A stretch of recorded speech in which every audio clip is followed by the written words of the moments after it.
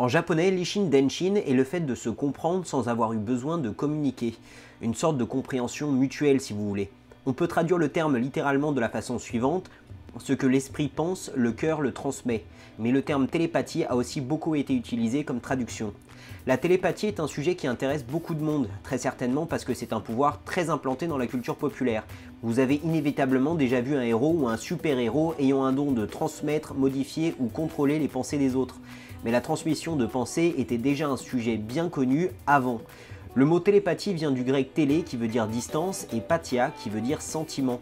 Ce qu'on définit comme télépathie est une forme de communication entre deux individus sans qu'il y ait réellement de communication apparente. Parce que oui, parler d'un certain côté, c'est déjà de la transmission de pensée. Je vais faire des sons avec ma bouche qui correspondent à des idées et des concepts précis dans votre tête. Je vous transmets des idées précises en utilisant des vagues d'air comprimées. C'est ça la parole. Donc tout ne peut pas être qualifié de télépathie, il faut pouvoir communiquer des idées d'un cerveau à un autre sans moyen de communication physique connu. Si je te parle ou si je t'écris un message, ça ne sera pas de la télépathie parce que la technique de communication est connue. Aujourd'hui, nous allons donc essayer de creuser un petit peu le concept pour essayer d'en tirer le vrai du faux. Aujourd'hui, nous allons voir le top 5 des choses à savoir sur la télépathie.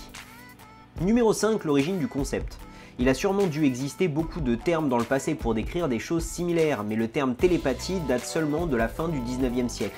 C'est le physicien Frederick William Henry Meyer, un fondateur et président de la Society of Psychical Research, qui invente le mot en 1882 dans son ouvrage Hallucinations télépathiques. Je cite le passage de l'ouvrage: « Le titre de ce livre ne peut suffire à en expliquer le sujet. Notre intention est de nous occuper dans cet ouvrage de toutes les classes de phénomènes qui peuvent offrir quelques raisons de supposer que l'esprit d'un homme ait agi sur l'esprit d'un autre sans que l'on ait prononcé une parole ou écrit un mot ou fait un signe. Nous avons donné d'ailleurs le nom de télépathie à cette transmission des pensées ou des sentiments et nous rappelons dans cet ouvrage les preuves expérimentales sur lesquelles nous nous fondons pour affirmer la réalité de la télépathie.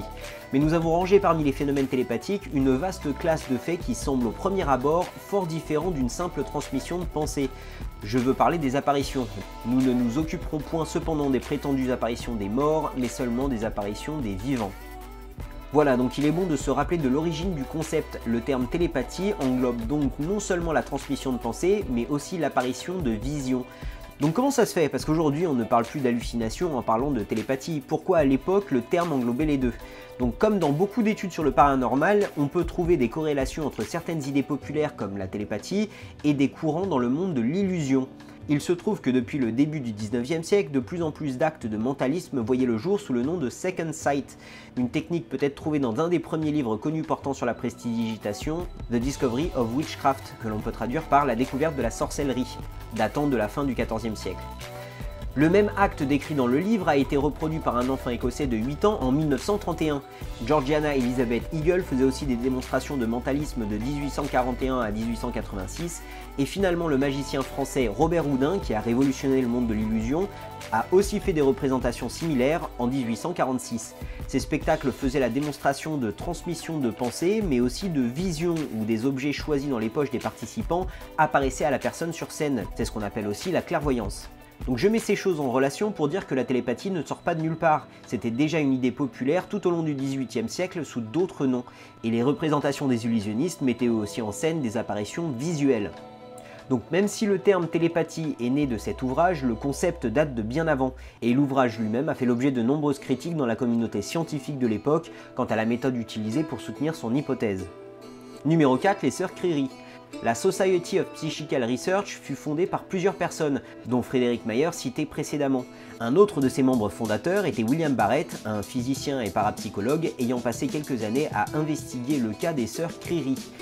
Les sœurs Criri étaient 5, âgées à l'époque de 10 à 17 ans, et disaient pouvoir communiquer par télépathie. Barrett menait ses recherches de la façon suivante. Il demandait à une des sœurs de quitter la pièce, puis écrivait le nom d'un objet sur un bout de papier qu'il allait ensuite montrer aux 4 autres sœurs. À son retour, la sœur pouvait généralement deviner quel objet il avait choisi. Des études étaient aussi faites en utilisant des cartes à jouer.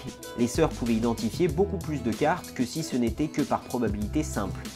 Ce n'est qu'après la publication des recherches qu'il a été découvert que les sœurs utilisaient des codes en toussant et en bougeant la tête. Et ce n'est pas la seule tâche sur le tableau de la recherche sur la télépathie.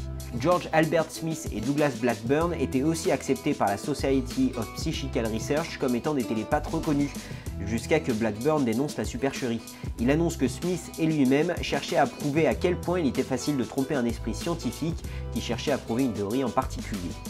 Numéro 3, les recherches de Joseph Bank-Rhine. Joseph Bank-Rhine est un chercheur qui s'est rapidement intéressé à la question de la parapsychologie, après avoir assisté à une lecture sur le contact avec les morts d'Arthur Conan Doyle, le célèbre écrivain de Sherlock Holmes. Durant une longue partie de sa carrière, il se concentre sur l'étude des perceptions extrasensorielles, qui englobent aussi la transmission de pensées. Pour ces tests, il utilise les cartes Zener. Ce paquet de cartes se compose de 25 cartes comprenant 5 cartes de 5 symboles différents, un cercle, une croix, des vagues, un carré et une étoile.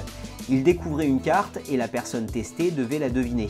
Le participant avait donc une chance sur 5 de trouver la bonne carte, ce qui donne 20% de chance. Mais c'est pour la première carte seulement. Le paquet n'étant pas mélangé après chaque tirage, les probabilités de nommer la bonne carte changent durant le test.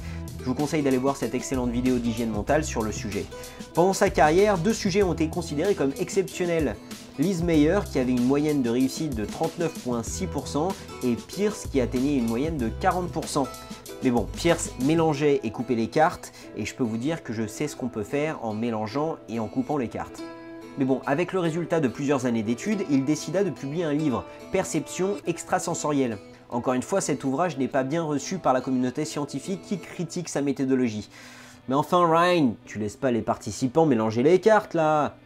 Des chercheurs ont quand même essayé de reproduire ces expériences, dont W.S. Cox, qui organisa une expérience avec 132 sujets sur 25 064 séances pour conclure, je cite, « Il n'y a aucune preuve de l'existence de perception extrasensorielle chez l'être humain moyen, dans le groupe étudié, ni chez aucun des membres de ce groupe. » Rhine a lui-même essayé de reproduire ses propres résultats en corrigeant ses erreurs de méthodologie, mais sans succès. Les résultats de Rhine ont donc été discrédités sur la base que les expériences menées n'avaient simplement pas été assez bien contrôlées. Donc voilà pour l'instant l'état de la télépathie vue par la science. Toutes les expériences scientifiques sur le sujet ne sont pas acceptées par la communauté scientifique, mais ce n'est pourtant pas faute d'avoir essayé. Mais est-ce que ça prouve vraiment que la télépathie n'existe pas? Numéro 2, l'effet mouton-chèvre. Maintenant, tout n'est pas à classer avec cette histoire. En 1942, Gertrude Schmeidler, une professeure de psychologie à l'université de New York, décida de faire des tests de télépathie, mais cette fois en déterminant d'abord les croyances des participants sur le sujet grâce à un questionnaire. Elle classa les participants en 2 groupes, les chèvres qui représentaient les personnes qui ne croyaient pas en la télépathie, et les moutons, ceux qui avaient tendance à penser que la télépathie existe. En comparant les résultats des 2 groupes sur des tests en double aveugle, elle put constater que les personnes croyant à la télépathie avaient de bien meilleurs scores que ceux qui n'y croyaient pas. Mais par contre, le groupe des chèvres, c'est-à-dire les sceptiques qui ne croient pas en la télépathie, avait constamment des résultats bien en dessous de ce qu'on pouvait attendre de la chance. Et cette étude a pu être reproduite de nombreuses fois avec des résultats similaires. Une méta-analyse de Lawrence en 1992 sur 73 expériences de 37 chercheurs différents ont pu confirmer ces mêmes résultats. Même Rhine avait constaté le phénomène et avait pensé que c'était parce que les sceptiques ne l'aimaient pas vraiment. Et c'est assez bizarre parce que ce que suggèrent ces expériences, c'est que le simple fait de croire à la télépathie ou pas va influencer nos résultats. Alors que les sceptiques peuvent facilement expliquer les résultats au-dessus de la chance par des mauvaises expériences ou même par de la fraude, il est plus difficile d'expliquer le résultat consistant en dessous de la moyenne du groupe des sceptiques. Est-ce que ce en quoi nous croyons influence le monde physique ou est-ce qu'il y a encore un problème avec les expériences réalisées par les scientifiques? Numéro 1, est-ce que la télépathie est réellement un sujet scientifique? Donc jusqu'aujourd'hui, tous les cas étudiés scientifiquement nous laissent non pas avec une réponse bien claire, mais avec plus de questions que celles qu'on avait en commençant. Il existe un grand nombre de personnes qui disent avoir entendu la voix de leur enfant ou parent en danger, alors qu'ils se trouvaient à des centaines, voire des milliers de kilomètres l'un de l'autre. Certains jumeaux disent aussi pouvoir communiquer des émotions à l'autre à distance. Mais toutes ces histoires restent anecdotiques et ne peuvent pas constituer une preuve scientifique de l'existence du phénomène. Ça ne veut pourtant pas dire que la télépathie n'existe pas avec certitude. C'est peut-être parce qu'on ne teste pas la bonne chose. Peut-être que le phénomène ne se produit que dans certaines conditions précises, comme dans des situations de danger ou des situations émotionnelles intenses, mais pas du tout dans un laboratoire en essayant de transmettre des symboles ennuyeux sur des cartes. Peut-être que le phénomène ne peut pas arriver à tout le monde, peut-être qu'un gène particulier est responsable, et c'est peut-être même une combinaison de tous ces facteurs. C'est-à-dire que si ça se trouve, ça n'arrive qu'à certaines personnes et dans des conditions précises, et pas autrement. Donc pour résumer, il faut pouvoir définir le sujet d'étude un maximum. De quoi parlons-nous? Si nous parlons de transmission de pensée précise comme par le langage mais de cerveau à cerveau, alors dans ce cas, aucune preuve scientifique sérieuse n'a pu être avancée pour soutenir l'existence du phénomène jusqu'à aujourd'hui. Si nous parlons de communication abstraite et ponctuelle entre deux personnes proches dépendantes d'une situation précise, comme dans le cas où un parent ressent que son enfant est en danger, alors la question m'a l'air très difficile à étudier scientifiquement, simplement parce qu'il sera difficile de recréer ces conditions de façon contrôlée. Finalement, je trouve que la direction la plus intéressante que la recherche scientifique pourrait prendre avec les données que nous avons aujourd'hui est justement l'effet chèvre-mouton. Est-ce que nos croyances peuvent vraiment impacter les résultats de tests en double aveugle? Et si oui, comment? Peut-être que l'observateur est plus important dans certains cas que ce que l'on pourrait croire. Je vous laisse avec ces réflexions pour aujourd'hui en espérant que cet épisode vous a plu. N'hésitez pas à vous abonner et à activer les notifications si ce n'est pas déjà fait. Vous pourrez recevoir un mail de YouTube à chaque nouvelle vidéo que je posterai. Vous trouverez les sources et la musique utilisée pour cet épisode dans la description ci-dessous et vous pouvez trouver aussi un lien vers mon Tipeee si vous souhaitez me soutenir financièrement pour les futurs épisodes. J'aimerais d'ailleurs remercier tous ceux qui participent sur Tipeee, un grand merci à tous. Je vous retrouve la semaine prochaine ou celle d'après pour un nouvel épisode du Top 5. Salut!